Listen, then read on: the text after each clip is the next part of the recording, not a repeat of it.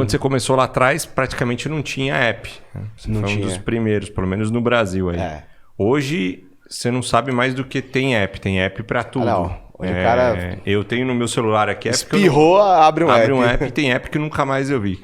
Pra onde você acha que tá indo esse mercado? Ainda vale a pena desenvolver um app? Faço, não faço, entro. Tem muita gente falando de micro SaaS agora. Sim. Qual o caminho que você acha que isso tem? Uma coisa que eu entendi lá atrás, que eu falava, né? Tipo, startup e o marketing digital, que era uma junção. É engraçado porque como eu comecei na startup, o estereótipo é aquele startupeiro. O cara que tem uma ideia brilhante, que vai mudar o mundo, mas não sabe vender. Então é o cara que pensa que a vida dele é passar 2, 3 anos trabalhando no porão de casa pra tentar arriscar um cheque de 1 milhão que vai mudar a vida do cara. Tentando captar sem ter receita ainda. Zero. Não, mas eu tenho ideia. Só falta o business play, olha meu pitch deck, o cara pirada. Você deve receber muito isso pelo Instagram, cara. Hoje não mais.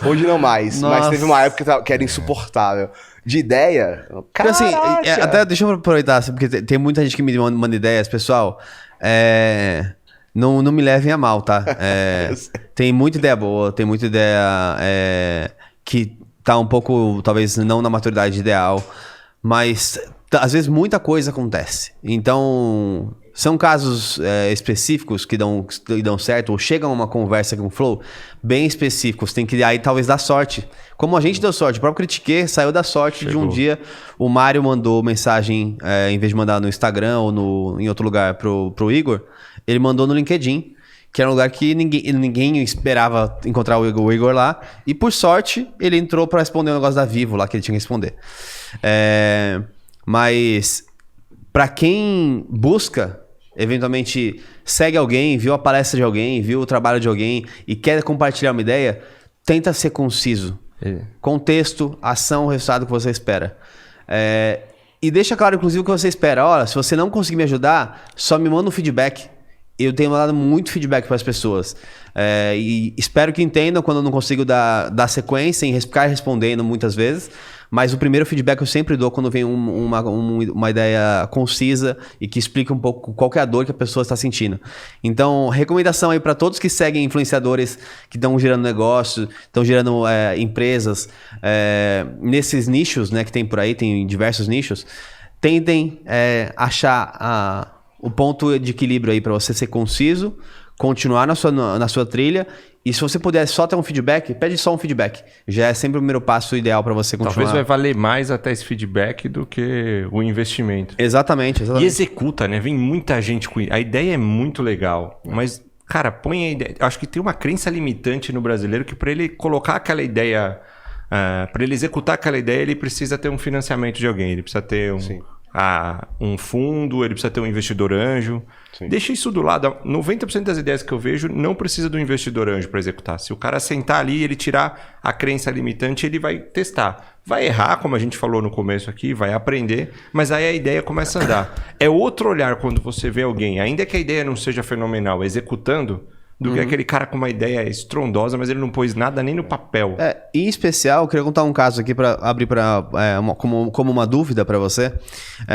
Ontem eu estava conversando com alguns amigos, né, em relação a empreendimentos, né? Eu estou super convencido de que existe claramente um caminho para a prosperidade, que só depende de você. E existe, claro. Sim. É difícil achar? É difícil.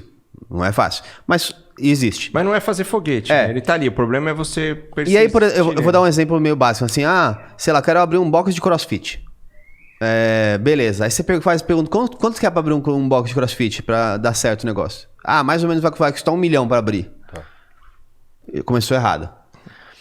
Eu vi vários casos, eu vejo muito o Shark Tanks, porque eu acho que eu gosto de ver a história, como começou os planos que já estão mais ou menos maduros para ser apresentados ali.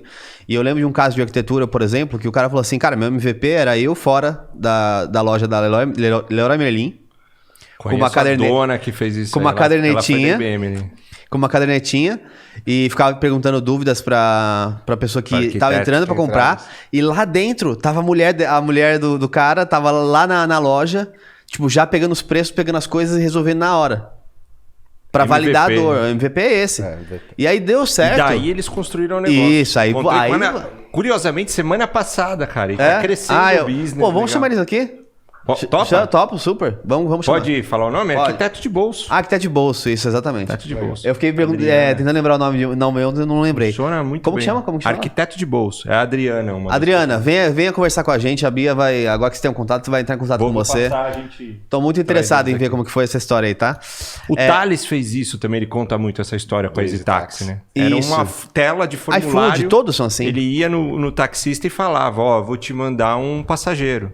E caía nesse formulário, ele olhava e ligava pro taxista e falava, vem buscar. O iFood, eu tive o prazer de conhecer o Breno também, que estava lá no início do processo, né? Como um dos quem desenvolveu a tecnologia e tudo.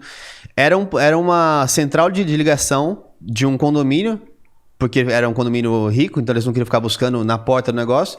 E eles tinham motoboys que faziam... A distribuição? Dentro Não, do condomínio? Ele anotava o pedido, por exemplo, que era McDonald's. Aí tinha lá um hub de motoboys, por exemplo, que ia no McDonald's, fazia a compra e voltava e trazia de volta. Fantástico. Começou assim. E era ele ligando pras pessoas, pros caras, falando assim, vai lá buscar 3 Big Mac, não sei o que lá. E olha o que temos hoje. Sim. Como é que... Você deve ter visto alguns casos já nesse seu caminho, mas como é que é pra você, que já passou por algumas dores, olhar pra trás e ver o momento em que a pessoa está inserida? Às vezes naquele início da dor, falando assim, não, eu preciso de investimento.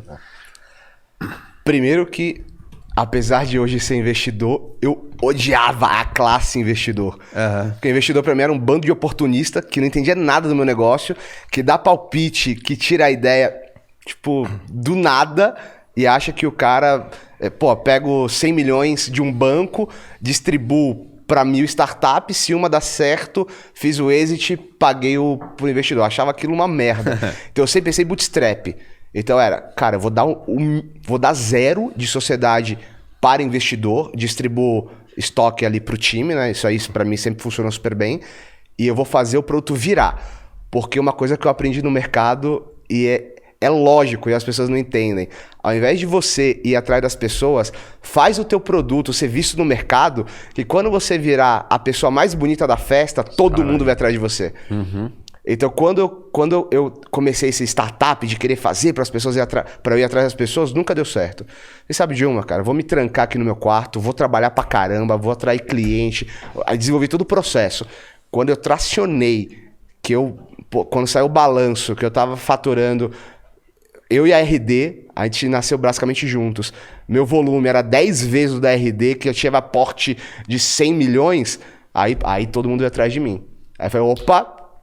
Aí eu capitalizei em cima disso, e aí, eu tava vindo... Olha que interessante, né? Tinha tempo que eu não falava a minha história, que eu acho mó saco, né? Tipo, de verdade, eu acho um saco, mas eu sei que tem pessoas que conseguem aproveitar algumas coisas, né? Então, Sem dúvida. Sim, sempre. Sempre. E aí eu vindo pra cá, eu tava fazendo uma reflexão dos turning points da minha vida, onde as coisas... Eu perdi totalmente a linha de raciocínio agora. Você estava falando de investidor, que no começo você não gostava de investidor, fazia foi tudo bootstrap. E hoje você tem uma outra visão a respeito de investidor. Totalmente. Ah, tá. E aí eu peguei e aí, quando eu comecei a fazer o negócio funcionar, dar certo mesmo... lembrei o que tava falando. Agora eu lembrei do caminho. Eu tava vindo pra cá e falei assim, pô, que legal. Se eu for parar pra dar um zoom out da minha vida, talvez a coisa mais importante na minha carreira empreendedora foi fazer a gestão da minha carreira do John como uma empresa. Não só pensar na minha empresa como empresa, mas o John. Porque, dando zoom out, eu vi que era muito apaixonado pelos negócios que eu faço, mas nunca a ponto de não querer vender nada para fazer nenhum desafio novo. Nunca tive isso. Então, toda empresa que eu estou, eu entrego o meu máximo. Eu acho que tem que fazer o melhor mesmo que você pode, mas sempre olhando... Tá, se eu faço um app, que eu vou dar um exemplo, se eu faço um app, e aí vocês me contratam para fazer o app do podcast. O que eu sempre fiz nessa minha jornada? Viver o que é o podcast. Então eu quero entender de luz, de câmera, de edição, de distribuição, da fibra para botar internet, gestão de canal. Cara, eu absorvo tudo de podcast para fazer um app bom. Então quando eu olho para minha jornada, de todas as pessoas que eu fiz, projetos grandes... Eu entendi todo o business da pessoa. Então, eu aprendi o modelo de negócio, o que o cara errou, aonde ele quebrou. Então, isso me deu um know-how para quando eu montei uma empresa que eu virei reconhecido nos mercados de fundo, soube gerir minha carreira para qualquer outro negócio que eu falo, todas as pessoas que me conhecem querem colocar dinheiro junto comigo. Ou seja, não preciso mais pedir. As pessoas falam, John, tá fazendo alguma coisa nova aí? Aí eu falo, pô, tô não. Se eu tô, eu falo. Cara, pô, coloca aí pra me dar um pedaço aí do negócio. O resultado, né? Ele já sabe que então o cara sabe que de alguma forma ali a pessoa que vai estar tocando a operação é dedicada, né?